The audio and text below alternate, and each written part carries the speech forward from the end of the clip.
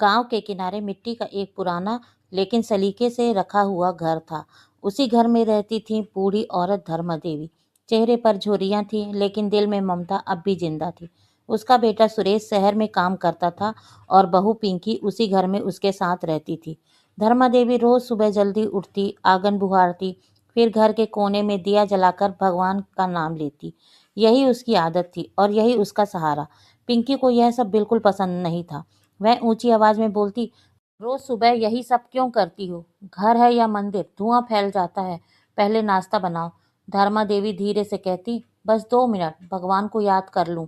पिंकी ताना मारती, भगवान से पेट नहीं भरता, काम से भरता है। धर्मा देवी चुपचाप रसोई में चली आती, आटा गूंथती, पराठे बेलती, हाथ कांपते, आंखों से आंसू गिरते, लेकिन मुंह से एक शब्द नहीं निकलता। पराठे जरा भी जल जाते, पिंकी थाली देखते ही भड़क जाती और कहती, तुमसे कुछ ढंग का होता ही नहीं, न खाना, न काम, न अक्ल।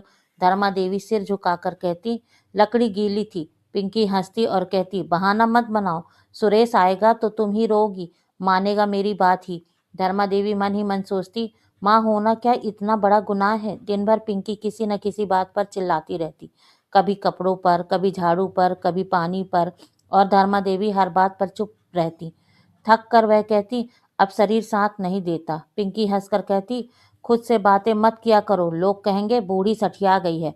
शाम को धर्मा देवी खाट पर बैठती, हाथ दुखते, कमर टूटती, आंखें भर आती। पिंकी खेत से लौट कर आती और कहती, बहुत थक गई हूँ, पैर दबाओ। धर्मा देवी बिना बोले उसके पैर दबाने लगती। पिंकी कहती, जोर से दबाओ। धर्मा देवी के आंसू गिरने लगते, लेकिन वह आंचल से पोंछ लेती। रात को खिचड़ी बनाती, नमक थोड़ा कम हो जाता, पिंकी चिल्लाती, जान लेने पर तुली हो क्या? ऐसा खाना कौन खाता है? धर्मा देवी अपनी थाली उठाकर अलग बैठ जाती, खाना कम और आंसू ज्यादा निकालती।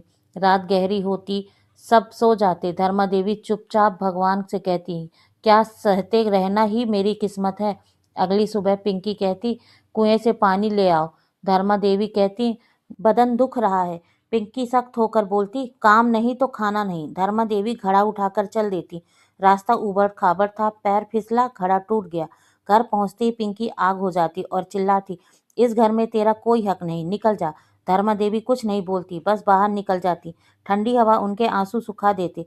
वह आसमान की ओर देखकर बस इतना कहती, भगवान हिम्मत देना। दिन बीतते हैं, घर सूना रहता है। कुछ दिनों बाद सुरेश घर से लौटता है। माँ को ना देखकर उसका दिल घबरा जाता है। पिंकी झूठ बोलती है कि माँ तीर्थ चली गई हैं।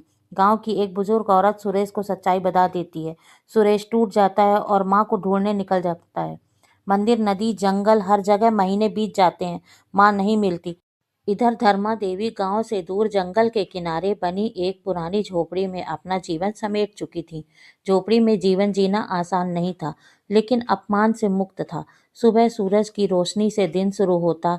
धर्मा देवी पास की जमीन पर उग आए साग को तोड़ लाती, पानी खुद भरती, शाम को दिया जलाकर भगवान के सामने बैठती और किसी से कुछ नहीं मांगती। उनके चेहरे पर थकान थी, लेकिन आंखों में शांति थी। उन्हें लगने लगा था कि शायद घर से निकलना हार नहीं था, बल्कि बच निकलना था। उधर गांव के घर में पिंकी का चैन धीरे धीरे खत्म हो रहा था। सुरेश चुप रहता, न पहले जैसा बोलता, न पहले जैसा देखता। पिंकी को लगने लगा था कि घर वही है, लेकिन दीवारें बदल गई हैं। हर कोना उसे धर्मा देवी की खामोशी याद दिलाता।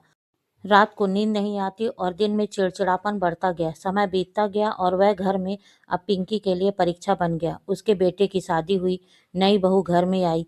शुरू से मीठी बातें थी, लेकिन कुछ ही दिनों में सुर बदल गया। नई बहू साफ कहने लगी, इस घर में अब वही तय करेगी कि क्या होगा और कैसे होगा। पिंकी ने पहली बार खुद को उसी जगह पर खड़ा पाया जहां कभी धर्मा देवी खड़ी थी। नई बहू के शब्द वही थे, लहजा वही था। फर्क सिर्फ इतना था कि अब सामने खड़ी औरत पिंकी थी। हर ताना उसे भीतर से काटता, हर आदेश उसे बीते दिन की याद दिलाता। एक दिन बहू ने कह दिया कि इस घर में 2 औरतों की जरूरत नहीं। पिंकी उस पल समझ गई कि कर्म कैसे लौटते हैं। उसी रात पिंकी पहली बार बिना गुस्से के रोई। उसने सुरेश से कहा कुछ नहीं, बस चुपचाप एक थैला उठाया और घर से निकल गई। वही रास्ता, वही अंधेरा, वही ठंड। फर्क बस इतना था कि इस बार निकालने वाला कोई और नहीं था, निकलने वाली वह खुद थी। पिंकी सीधे जंगल में उसी झोपड़ी तक पहुंच गई। धर्मा देवी रहती थी। सुबह का वक्त था। धर्मा देवी पौधों को पानी दे रही थी। पिंकी को देखकर उन्होंने कोई सवाल नहीं किया, बस इतना कहा, देर हो गई बेटी। यह वाक्य पिंकी के लिए सबसे भारी सजा बन गया। पिंकी वहीं जमीन पर बैठ गई और बोली, आज समझ आया कि जब घर छिनता है तो इंसान नहीं, उसकी आत्मा कांपती है। धर्मा देवी ने शांत स्वर में कहा, मैंने तुझे कभी बद्दुआ नहीं दी, जीवन खुद सिखाता है। कुछ समय बाद सुरेश भी वहां आ पहुंचा। माँ और पत्नी को एक साथ देखकर वह टूट गया। उसने पहली बार माना कि उसकी चुप्पी भी अपराध थी। धर्मा देवी ने उसके सिर पर हाथ रखा और कहा, बेटा, जो अन्याय देखकर भी चुप रहे वह निर्दोष नहीं रहता। गांव में बात फैल गई कि अब पिंकी भी उसी झोपड़ी में रहती है। लोग तमाशा देखने आए, लेकिन धर्मा देवी ने सबको रोक दिया। कहा, यह कहानी किसी के मनोरंजन की नहीं है, यह आत्माओं का हिसाब है। दिन महीनों में बदल गए। पिंकी वहां रहकर काम करने लगी, बिना अधिकार, बिना आदेश, सिर्फ सीखने के लिए। उसके हाथों में छाले पड़ गए, शरीर झुका, लेकिन मन पहली बार सीधा हुआ। एक दिन उसने कहा, माँ, अगर हो सके तो मुझे बेटी मान लो। धर्मा देवी ने कहा, रिश्ते मांगने से नहीं, निभाने से बनते हैं। आखिरकार सुरेश ने गांव का घर बेच दिया। कहा, वह घर अब सिर्फ दीवारें था, परिवार यहाँ है। जंगल के पास एक छोटा सा मिट्टी का घर बना, जहाँ न सास थी न बहू, बस दो औरतें थी, एक जिसने सहा और एक जिसने सीखा। धन्यवाद दोस्तों। अगर यह कहानी आपको पसंद आई हो तो प्लीज़